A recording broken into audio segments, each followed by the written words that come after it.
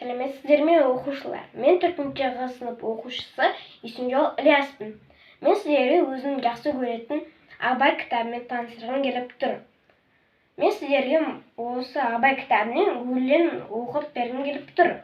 Сабырсыз арсыз еріншек, сабырсыз арсыз еріншек, көрсе қызар жалмауыз, сорлы қазақ сол үшін 6 бақан алауыз. Өзің күн дейді, жақыныңның жалған мін дейді. Ол арсыздық белгісі, ұятсынбай ойланбай, қой дегенде тіл алмай, іс қылмай ма ол кісі, бірақ секіріп шығам деп. Егесі ауыл шабам деп, сөйтіп Құдай атады.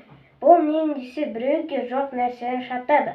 Құтылам деп ісінен, бәрінен көріп кісі де, шығынға әбден баттады. Бұл болмаса онысы, аударылып қонысы, алыстан дәм татады. Қызмет қылып мал таппай, ғылым оқып ой таппай, құр үйінде жатады. Сіздер бос уақыттарыңызда Абайдан басқа Мұхтар Әуезов, Мұқағали Мақатаев кітаптарын оқуға шақырамын.